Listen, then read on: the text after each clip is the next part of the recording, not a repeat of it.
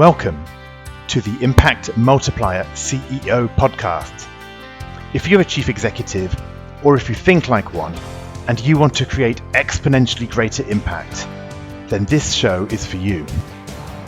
My name is Richard Medcalf, founder of X Quadrant.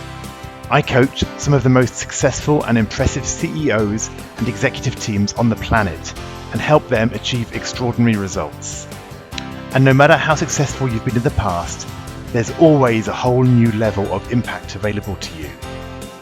So, if you're ready to play a bigger game than ever before, I invite you to join us and become an Impact Multiplier CEO. Have you ever been in a leadership meeting where 20% of the people are taking up 80% of the airtime? I'm Davina Stanley, and as usual, I'm here with Richard Medcalf to introduce to you Season 3, Episode 6 of the Impact Multiplier CEO podcast. Good afternoon, Richard. How are you? Hi, Dav. Yeah, it's morning here for me, other side of the world. I do love how we get to span the globe with our discussions. It's in a year where everyone complains about Zoom and spending all their time on Teams and all these other kind of platforms, you still got to stop and go. It's incredible, right, that we get to do this on a nice autumn morning here in France. And frankly, a lovely, warm, balmy Sydney afternoon. I've been out for my walk, and it's quite lovely. Quite lovely. So yeah, there's probably just reacting. There's probably very few moments when here in France we get better weather than you were having in Sydney. Even when it's massively summer here and winter there, you're probably still beating us on the cloud cover front or the sunniness front or whatever. So Sydney is pretty good, and I'm pretty spoilt where I am. Where I go for my walk, I walk around a little bay, and there are boats clinking and all of that. So it's quite special. So when COVID's over, you'll have to come visit. It's very nice here. I know. I love Sydney. I always said that if you could kind of basically unmoor Sydney and drive it round and park it somewhere convenient, it would be a wonderful place to live. I love that, because honestly, getting on a plane for a day to come and visit you, it's a bit of a schlep, isn't it? Yeah, and I've done it several times with children under 2, so I know that well. Yeah, I've done that too.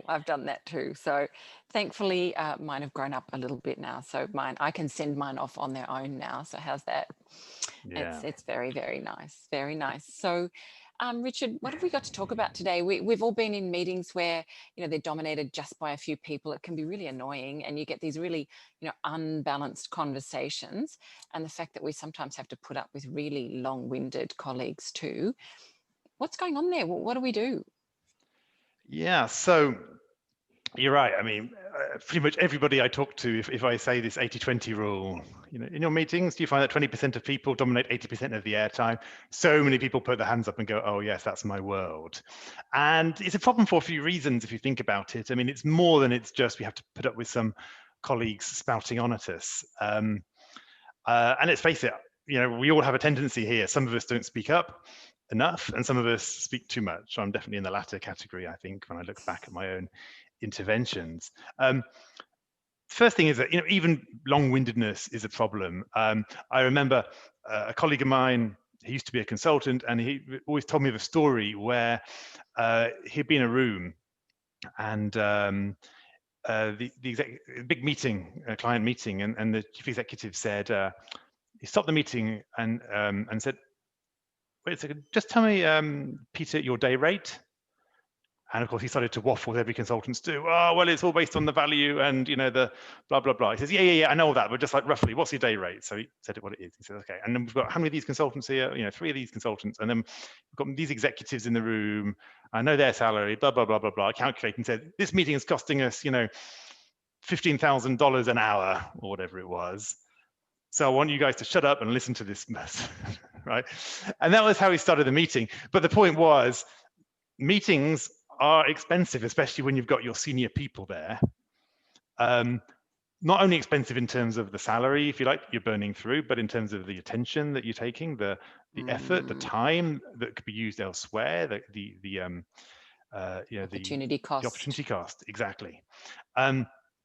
So we want to make good use of our meetings.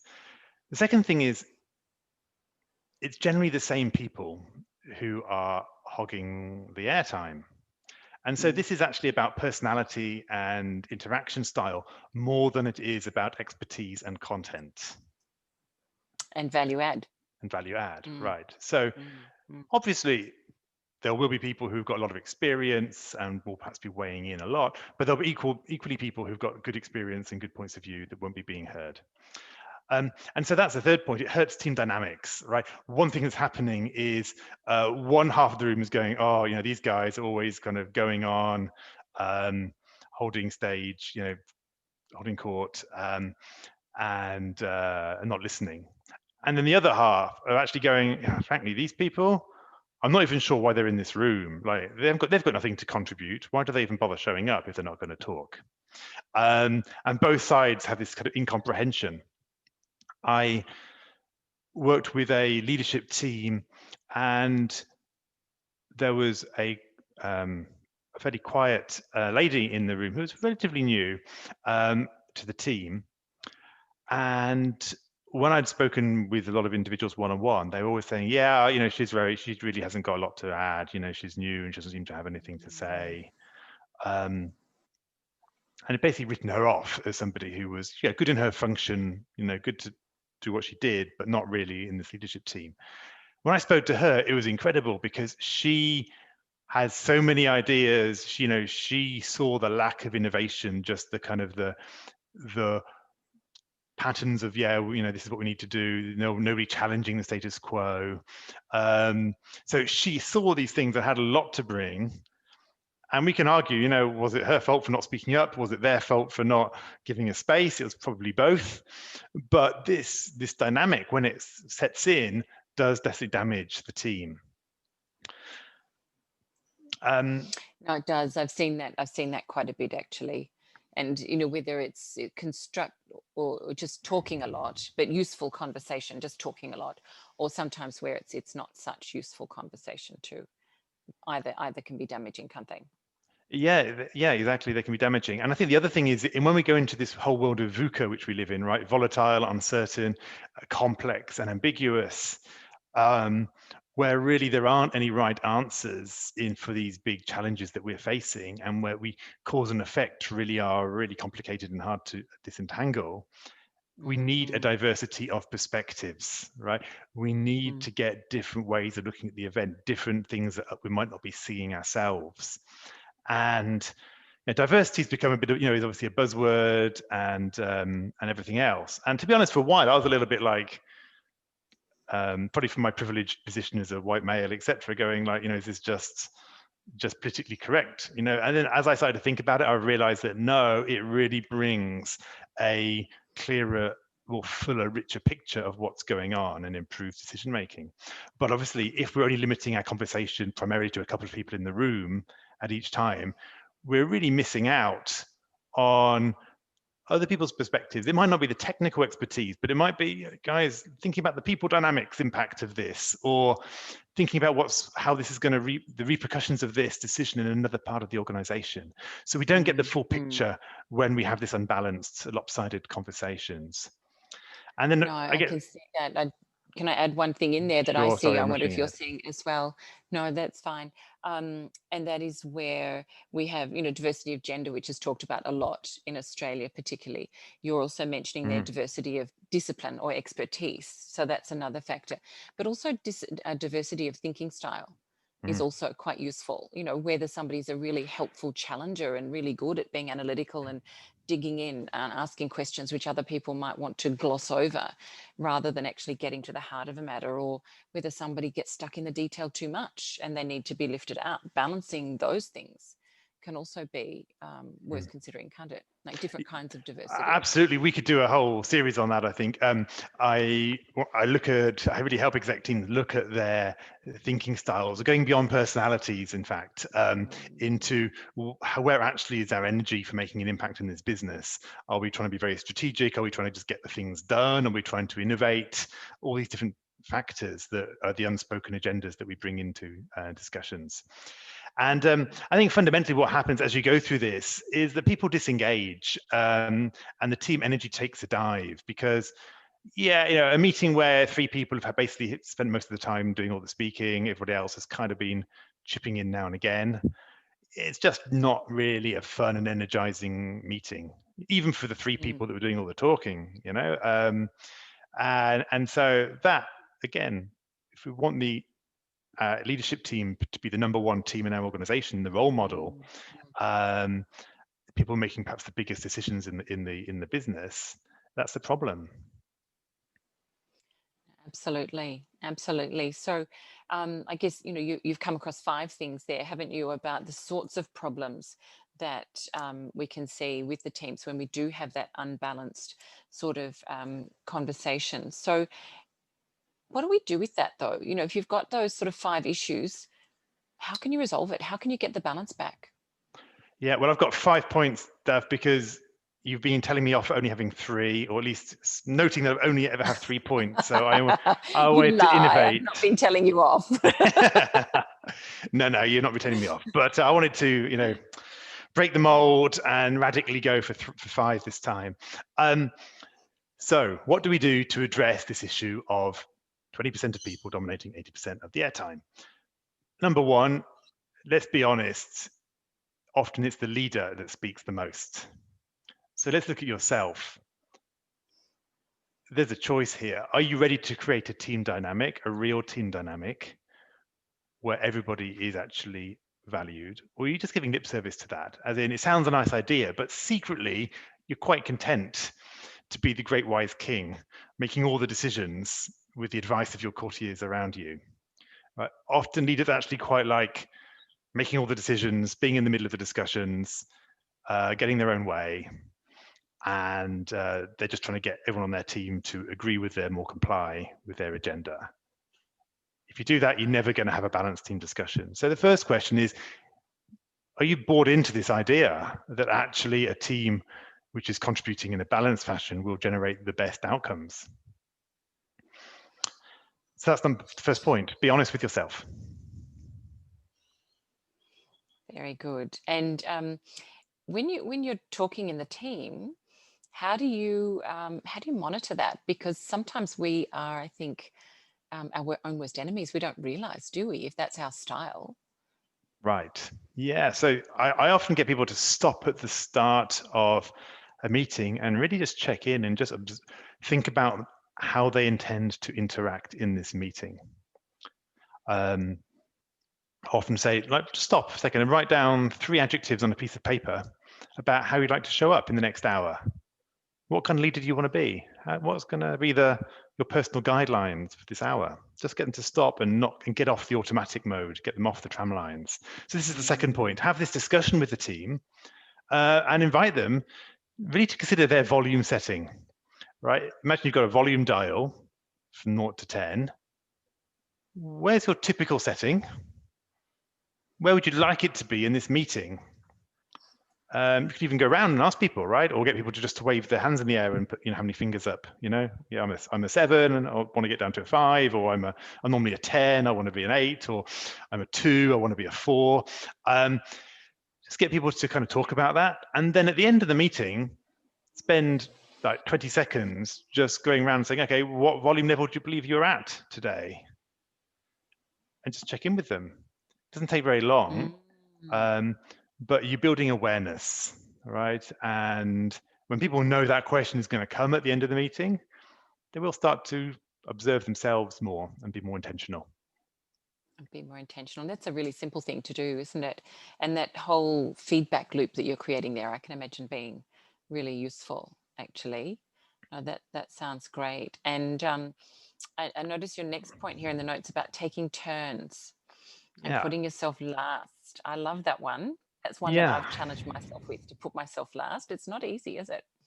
Well, no, especially as you see, for me, I keep interrupting you. I have, I have lots of ideas, right? And many, I think leaders have the same issue, right? They've got lots of ideas. They're thinking ahead. They can see what they can contribute. They can see how they can add value.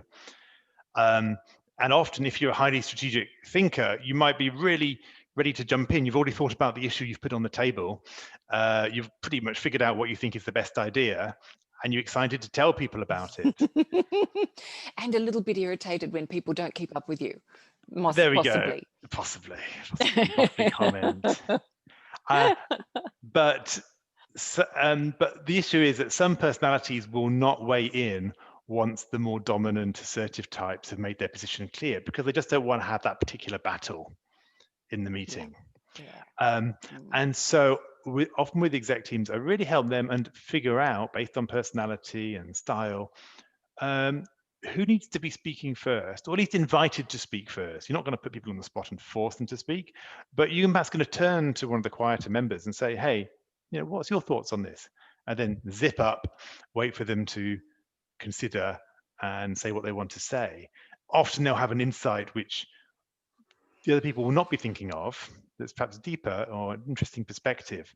And what that does is actually allows the kind of the loud mouth and possibly the the kind of all the strategic thinkers who are trying to fit all these things in, they've suddenly got more data for them to actually refine their position before they commit to a position and before they start to speak. And so actually the team benefits because you get the different voices contributing, and that makes the whole discussion richer.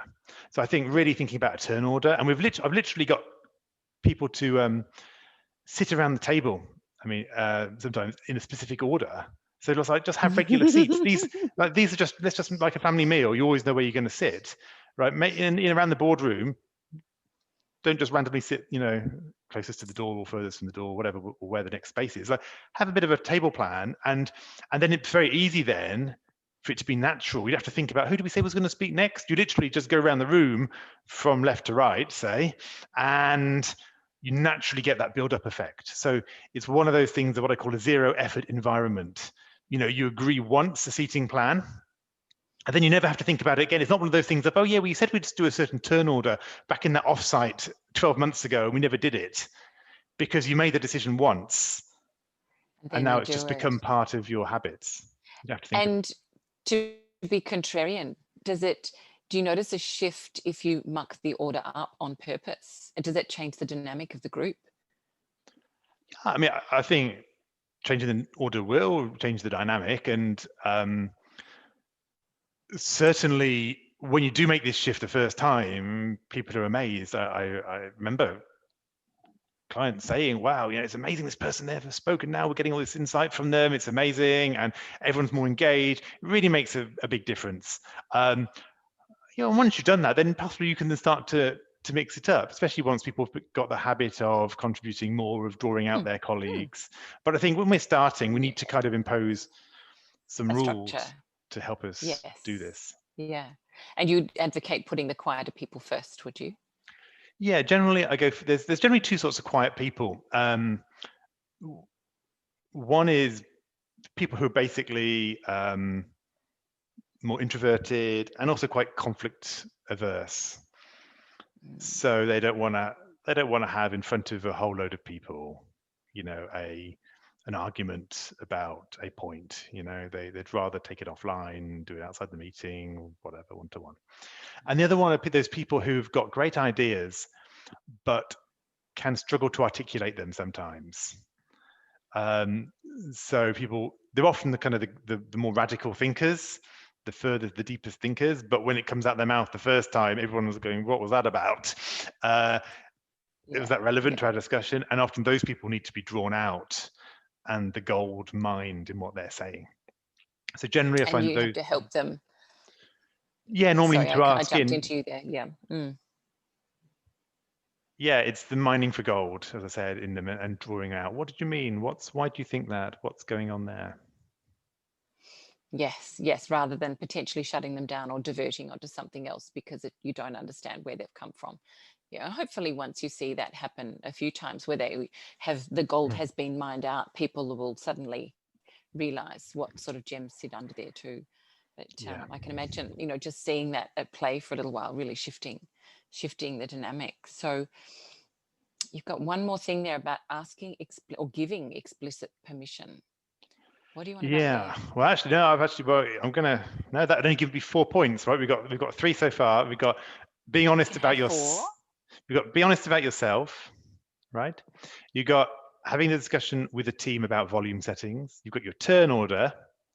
Then number 4 is really about how much of your time is spent in one big group discussion versus smaller discussions. Often team meetings are very boring, very mono format. It's just, or a Zoom meeting or Teams meeting, right? It's just everybody on the screen talking, chatting about something. And I find that actually mixing it up, using breakouts, getting people to turn to their neighbor, feeding back in pairs or in threes, using some kind of process, right? Getting people to write on the board together, or to get people up and about, so that you break things up from just this one big discussion where the 80-20 rule can so easily apply. So that's kind of like a process part. Yeah, it is a workshop. I mean, it's bringing in some of those concepts that you would do in a workshop, but into your team meeting, right? Because the reason that we use those things in workshops is it gets people talking, it gets people engaged, it brings everybody out, all the things you want to be doing in your regular team meeting. It does, yeah. And so that's really about the process, I suppose, the format. And then I think the last one, and we've touched on it before, is this thing around the functional expertise, right? Often people don't feel they have permission to speak on subjects to which they feel they're not an expert, right? Because often we've been going up in our functional groups where it's the functional expertise that's been the most valued. And now we're in this executive team, perhaps, and can I really, I'm the HR leader. Can I really weigh in about this business transformation issue or about this commercial issue? Do they even want that? I don't want to just talk for the sake of talking, right? Of course, but I think often, back to that question of VUCA, we all have perspectives, questions. We can all, we can sanity check, we can push people's thinking, we can ask about a perspective they've not been thinking about. I think, but making sure people understand they have got explicit permission for that, and repeat that, because they won't believe it the first few times you say it. You're really giving them permission that this is a discussion where we all need to understand the issues and be really bought in to our decisions. And so let's ask each other the dumb questions, or push ourselves or push somebody else on their area of expertise, help them think outside the box. So I think permission is the last element of this. Yeah, no, I can see that being really, really important. And as I'm sort of listening to you there, going through those 5 things, I think that turn order jumps out at me as being particularly useful in just such a simple way to shift the dynamic. So that's one of the things I love about our conversations, is that I think you have very practical and simple things that are really, really useful to apply. So I think that's given people a really good sense of some very practical things that they can do to help shake up that dynamic and balance out the conversations. So look, next time we'll look at another common issue that CEOs have to do with their leadership teams, and that's meetings that are uninspiring and frankly unproductive. And I wonder if you've got any final thoughts there, Richard? Yeah, so before we jump in next time to the meeting discussion, perhaps it's worth remembering that balanced contribution is a key sign of a high value creating team. Google did some famous research a while back, and that was one of the top 2 factors that came out of it. When people each contribute roughly equally, you have more engaged, high performing, more committed, more adaptable teams. And so as a leader, it's your job to create the environment where every voice around the table is heard and where every perspective is valued. And it starts with you. So that's the uncomfortable truth, isn't it? Always. Yeah, that's right. Yeah, it's the uncomfortable truth. It's, are you truly committed to making this balanced discussion a norm in your team? And if you are, feel free to get in touch. It's one of the, it's a passion area of mine, and it's something we can crack. And there's definitely some very practical and simple ways that we can make that happen in your team. Yeah, wonderful, wonderful. Well, thanks, Richard. So as ever, you can go to the show notes to get some details about what we've talked about today. And you can find those at xquadrant.com/season 3, episode 6. And if you want to get details about any of the other episodes, just go to xquadrant.com/podcast. Thanks so much, everyone. We look forward to talking to you again very soon. Bye for now. Thanks, everyone. Bye-bye. I hope you enjoyed this conversation. Now let's talk about you. When you're in top leadership, when you're in the biggest role of your career, who supports you at a deep level as you lead others? Who helps you multiply your impact and get to the next level? If you're ready to learn more about our content, our coaching, and our community, then visit us at xquadrant.com.